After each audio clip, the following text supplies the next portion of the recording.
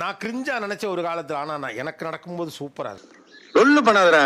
Sir actually பார்த்தீங்கன்னா அவங்க love பண்ணுறதப்பே எனக்கு வந்து நிறைய தடவை சொல்லியிருக்காங்க. அதாவது வந்து தூங்குறப்ப வந்து உன் கை இருந்தால் மட்டும் தான் தூங்குவேன், எனக்கு தலைக்காணியே வேணான்ட்டு. இது இதை தட்டி கேட்க யாருமே இல்லையா? கேட்குறப்ப எனக்கே வந்து கிரிஞ்சா இருந்துச்சு. என்னடா இது கை மட்டும் தான் தலைக்காணிலாம் அப்படி தூங்கும் அப்படின்ட்டு. பட் ஆஃப்டர் மேரேஜ் பார்த்தீங்கன்னா அவங்க வந்துட்டு என் கை இல்லாமல் அவங்க தூங்கவே மாட்டாங்க. காஸ்ட்லியா இருக்கும் போலயே. கை வலிக்காதா? எவ்வளவு நேரம்? காலில் வலிக்கும் சார்.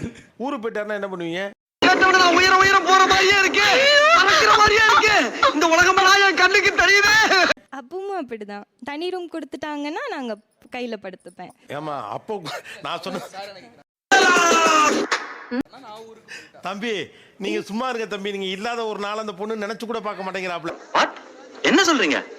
நான் சொல்றது ஊருக்கு போயிட்டாப்ல என்னன்னா அவர் மட்டும் தனியா வேற ஊருக்கு போயிட்டாப்லனா.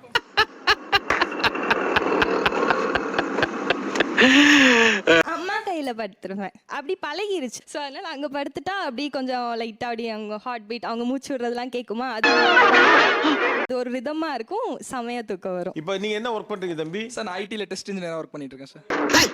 அவன் யாரா உள்ள கை தட்டுறவன்? ஒர்க்ல அடுத்தடுத்து போறப்ப வேலைகள்லாம் நிறைய இருக்குமே, அப்ப என்ன பண்ணுவீங்க? அங்க கொடுங்க. நான் அனுப்ப மாட்டேன் சார். நான் வந்து லவ் பண்றப்ப அவங்களுக்கு ஒரு கண்டிஷன் போட்டேன். எவ்வளோ ஹையான ஜாப் வந்தாலும் எவ்வளோ சேலரி வந்தாலும் என்னை விட்டுட்டு நீ வெளிநாட்டுக்கு போக கூடாது அப்படின்னு சொல்லிட்டு. ஓடுற பஸ்ல இருந்து ₹1 காயின் விழுந்தாலே உருண்டு வந்து எடுக்கிற வேண்டாம் இந்த சைல்டு சின்ன. வேலை ஒரு 7 மணிக்கு முடிஞ்சோடனே என்கிட்ட வந்துடணும். என் கூடயே நைட்டு இருக்கணும். எங்கேயும் போக கூடாது. எங்கேயுமே அனுப்ப மாட்டேன். கல்யாணம் இப்போ எவ்வளவு மாசம் ஆகுது? 6 months ஆகுது. மேலே இருக்க ப்ரௌன் அந்த கப்பிள்ஸ் வந்து சொன்னாங்க ஒரு 4 முளை பூ காஞ்சி போய் அது ஒன்று எடுத்து வச்சிருக்கேன்னு. இவன் நம்மள புது ஆங்கிள் டீல் பண்றானே. நான் எப்படி அஃபெக்ட் ஆகிடணும்? இவங்க 4 வருஷத்துக்கு சேர்த்து ஒரு டைரியா வச்சிருக்காங்க சார். அதை நீங்க மட்டும் ஜோக் அடிக்கலாம், நாங்க அடிக்க கூடாது. என்ன மாப்ளே? அவங்க வே ஆஃப் லவ்வே வந்து கிரிஞ்சா தான் இருக்கு சார். லைக் இவங்களே 2 கிட்ஸ் தான், பட் ஆனால் வந்து டைரியில எழுதி தான் லவ் பண்ணுவாங்க.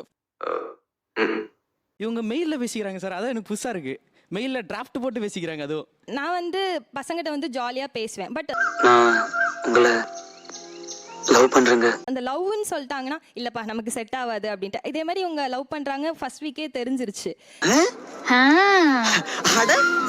சரி எங்கள் அம்மாட்டெல்லாம் சொல்லி அம்மா இங்கே ஒரு பையனை லவ் பண்ணுறான் போல அப்படின்னு சொல்லிட்டு நாங்கள் பெரம்பலூரில் படித்தோம். திருநெல்வேலியிலேருந்து எங்கள் அம்மா வர வச்சிட்டேன்.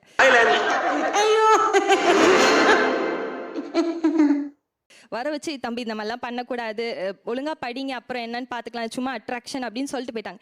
இது சின்ன பிரச்சனையா? எனக்கு ஒரு கில்ட் ஆயிடுச்சு. ஐயோ ஒன்றுமே பண்ணல, அந்த பையன் கையை பிடிச்சி இழுக்கல, தப்பாக பேசல, எதுவுமே பண்ணல, ஃப்ரெண்டாக பேசுகிறான், பட் ஒரு லவ் க்ரஷ் அவனுக்கு இருக்கு அப்படின்னு.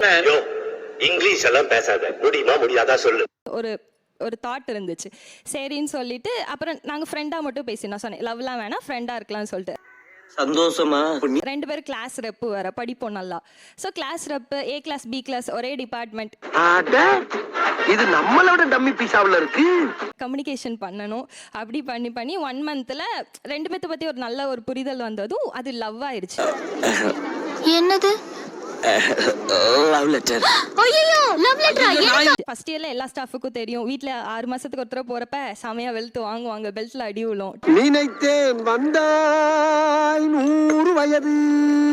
10 days கழிச்சு தான் திரும்பி காலேஜ் வருவேன். ஸ்டடீஸை நிப்பாட்டிடலாங்கிற மாதிரி போகும். அப்புறம் எங்கள் HOD கால் பண்ணி சொல்லுவாங்க படிக்கிற பிள்ளை அனுப்புங்க நாங்கள் பார்த்துக்குறோம் அப்படின்னு. உன் கோமனை காத்துல பறக்குதுன்றக்காக என் கோமனத்தை பறக்க விட ஆசைப்படுற பத்தியா? எப்படி நம்ம மாதிரி போச்சு. இப்படியே போயிட்டே இருக்கிறப்ப நெக்ஸ்ட் டைம் ஆயிடுச்சு, ஃபோன் வாங்கி வச்சுட்டாங்க. நீங்க ரொம்ப காமெடியா பேசுறீங்க. அப்படியா? எங்க அம்மா சொல்லிட்டாங்க ஃபோன் வாங்கி வச்சிருங்க, நான் பேசுறப்ப உங்களுக்கு கால் பண்றேன்னு சொல்லிட்டு. எங்கள் பேசுற டெய்லி கம்யூனிகேட் பண்ணுவோம், டெய்லி கிளாஸ்ல பார்ப்போம், பேச முடியலன்னு ஒரு ஏக்கம் ஆயிடுச்சு.